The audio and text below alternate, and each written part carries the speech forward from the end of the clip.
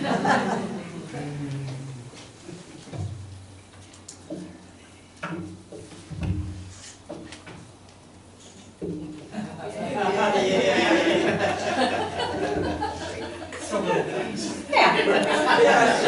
One step for woman.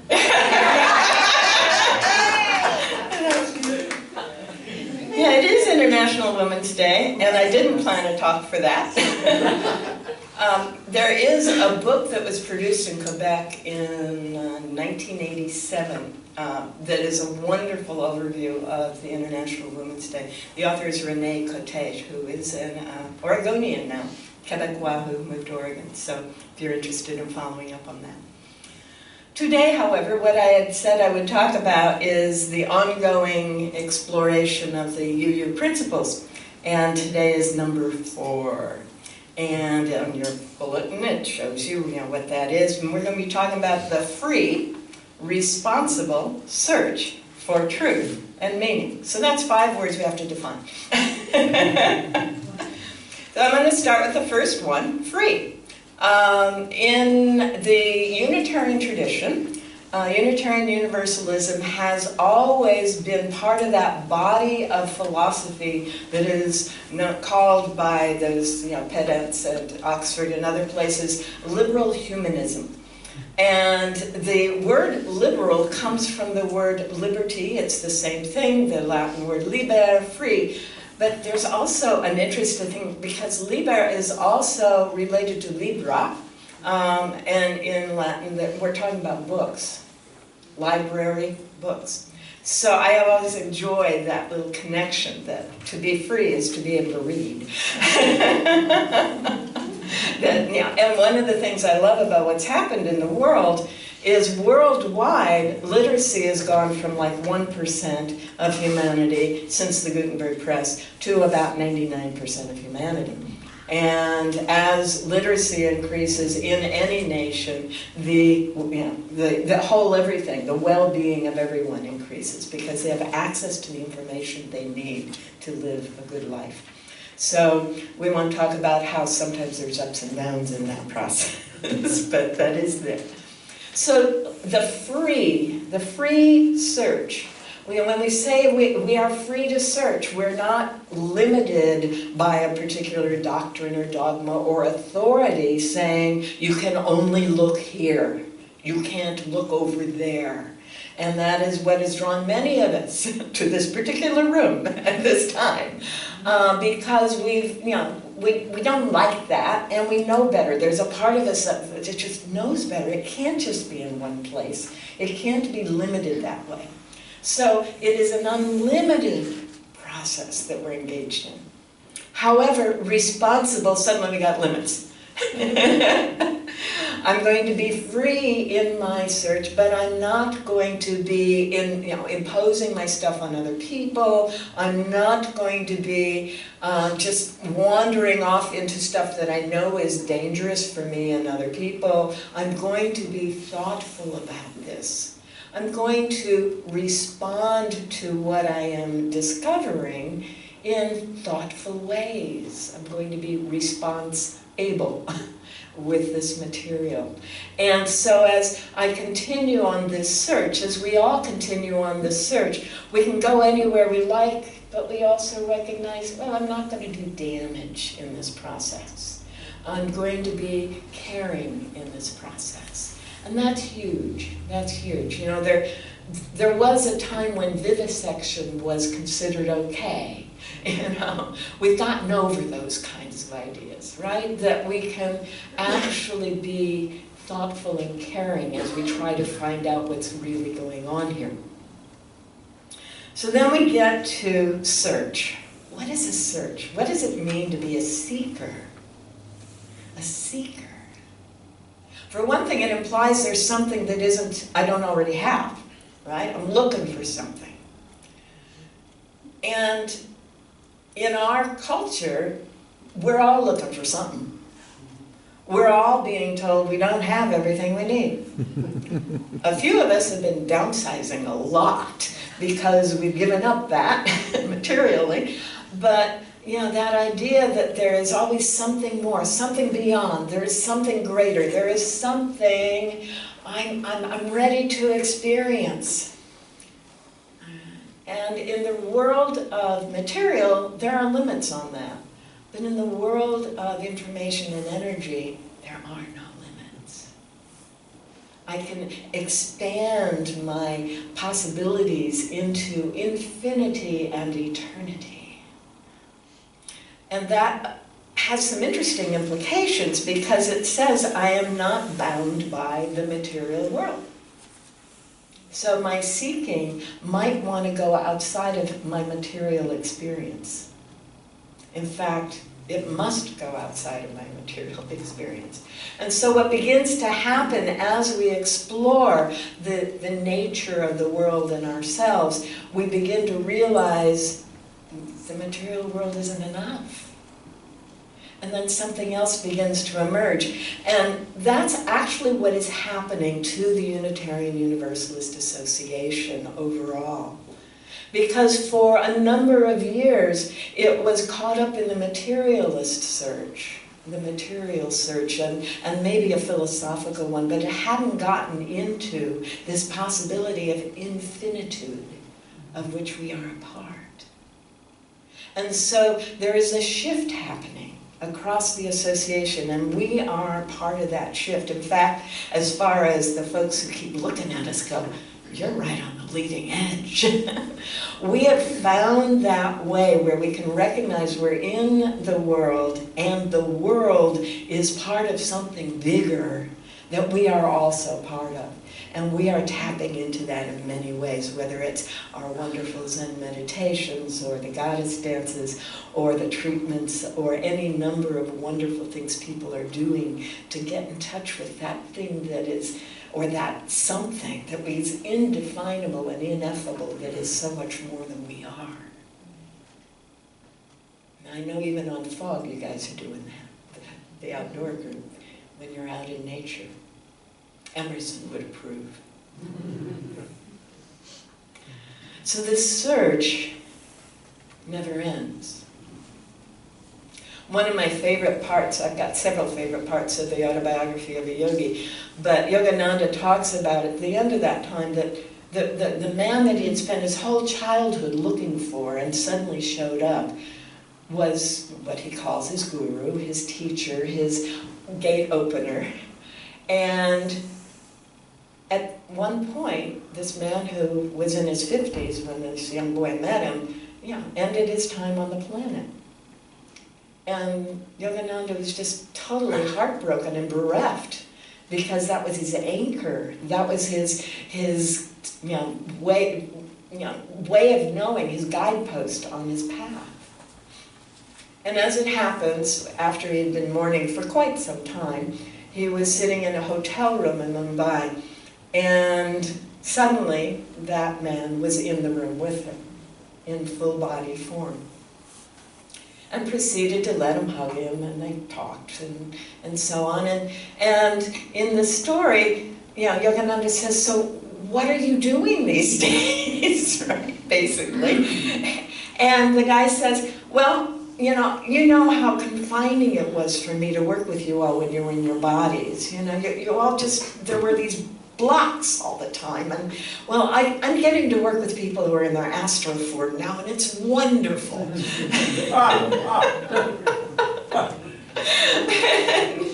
It's a really lovely scene, And he talks about what it's like in that other set of dimensions in which he's working now. And the implication is, it never ends, regardless of whether we're in the body or not. We get to continue to explore and grow and become and discover and, expand the nature of what is simply by being. This search continues. Well, that brings us to the word truth, because that story I just told is not going to fit a lot of people's idea of truth. In our world, truth is got associated with this thing called facts and appearances. If I can measure it, and I can say this is what is in measurable terms, it must be true. Now, I have a little bit of a problem with that because I have this idea that that infinite all that is, this ineffable stuff that is the source and creative and nurturing process in which we are, actually is truth. I was on jury duty a few months back, and fortunately I never had to actually do this, but I was quite concerned because, well, if someone were to ask me to tell the truth, the whole truth, and nothing but the truth, they'd have to listen for a long time.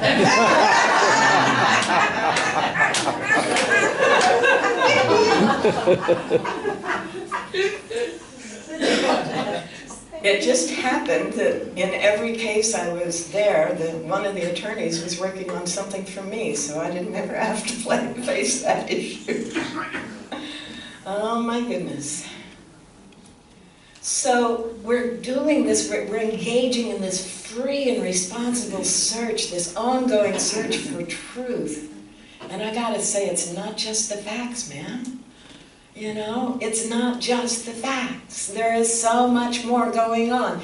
And then there is one of my other favorite stories in the world, which is, you know, played out in a variety of ways. It's a Japanese story, and you know, there's the open chapter, and there's this guy talking about this event that he saw. And then the next chapter is someone else talking about this event that they saw. And the next chapter, this goes on for 7 times. And only about the 5th time you realize they're all describing the same event, but their perspectives are so different you wouldn't know it, except that there's a little bit of overlap, right? My goodness. What's the truth when the facts appear to be so different? So we have to look behind the facts. The facts are important, but you have to look behind them. I used to have a student who was in a transitional phase in her life, and we would talk about ways in which matter is malleable. Okay? In Hindi and in Sanskrit, this is Maya. Maya. It means malleable, changeable. It isn't eternal. It isn't fixed. Right? It doesn't mean illusionary. It doesn't mean it doesn't exist. But we were talking about this in seminary, and she was going, but matter matters. Matter matters. She was a massage therapist, among other things. Matter matters. Well, yeah, as a reflection, as in the Course in Miracles, it's a feedback mechanism. The material world tells us what's going on inside us. It does matter.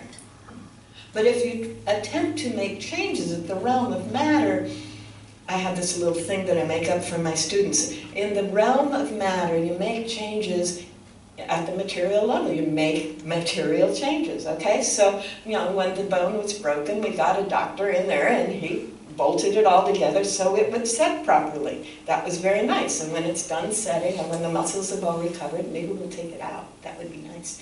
Anyway, yeah, at the realm of matter, we make changes in matter. You know, you want to add salt to your food or something, the spices. But then there's another realm behind the realm of matter. If matter is a feedback mechanism, what is it a feedback mechanism for? There's something else behind that. There's something behind that. Now, we can call that consciousness. And there's a wonderful, wonderful video. Harvard neurologists interviewing an Indian teacher who's known as Sadhguru, S-A-D-H Guru. And they're talking about what they think consciousness is and how anesthetics work and all of that. And he listens and he listens and he says, you know, you are very educated and I am totally uneducated, so if I'm a little bit abrupt, please forgive me. And then he proceeds to tell them they're all wrong. And he gives great detail about consciousness is beyond whether we're awake or not. Okay? Because in the psychoneural world, in the world of facts and matter, being awake is being conscious. But in the realm of what is behind the matter, consciousness is everywhere. He says every cell in our body is consciousness, right? And he goes on from there. And it's a marvelous interview. You might enjoy that one. So as we become aware there is something behind the matter, and that the matter is showing us what's going on in the something that is behind, then I got a little more infinite place to search, huh? Because it's everywhere. So my search continues. What is the matter showing me? So in the realm of consciousness, or in the realm of metaphysics, which is talking about that, beyond the physics, beyond the matter, things happen, change happens through the thoughts and feelings we bring to the moment.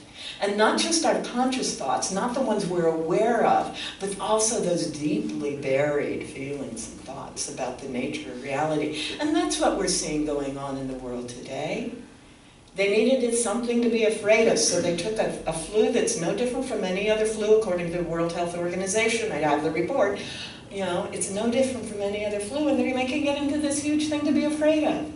Because there is this underlying consciousness that only if we are afraid are we normal. It's our norm. If we're not going to have that be our norm, what do we have to do? We have to change the thoughts and feelings that underlie what we think we think. What we think we think. So in that world of truth, where am I going? I'm going to look at the facts to tell me what's really going on here. Yeah. And that then brings to the last word, meaning. Meaning. We grow up being told that this is what's real, right? This physical stuff, it's what's real. And the clothes we're wearing and whatever we do to make this physical thing look and feel better. That's what's real. And then there comes a point when we realize it's not enough. Normally that happens in our middle years. We start waking up to what they call the midlife crisis. Everything I've been working for, everything and I'm not happy yet. I'm not content yet. It isn't working yet. Right? There's this wonderful scene in Same Time Next Year, Ellen Burstyn, one of my favorite films. I cried for half an hour after that was over. And there's this point where they're meeting together, and they get together every year. And she's saying, you know, I don't get it. I've got this great husband, wonderful kids, really nice place to live, and a brand new Lynette set. And I'm not happy. I'm not content. And so we get to see how she goes into this thing that started in the 70s of women discovering who we really are and what our gifts are and how we can be in the world and what a difference we can make. And so the next year she's this amazing being, and then the next year, yeah, and each year you see her discovering and becoming more fully who she is. It's just marvelous in that way. But, you know, we get to that point where we've accomplished everything we were told we had to accomplish, and it isn't good enough. It isn't enough. We have to find a deeper meaning and start focusing on the meaning in the experience in order to begin to have and feel the enoughness. Does that make sense? Absolutely. Yeah. So the UUA from the beginning, from 1965, and actually they were talking about this as early as 61, has encouraged us to look for that underlying meaning in whatever we're doing, in whatever we're feeling, in whatever interactions are happening. There is something deeper that we can discover, and in the discovery become more fully who we are. And in becoming more fully who we are, then what happens is we begin to act differently in the world, don't we? We see the world differently, we act differently, and the world begins to come around to our way of thinking. And I've put together a little talk that I might choose to do instead of the equinox on how what we call our 7 principles seem to be the basis for the culture that is emerging worldwide right now. And a huge part of it is because this association has delimited, that's said, described, written, and repeated over and over again that these principles are worth living for, worth honoring, worth affirming and worth promoting. Thank you very much.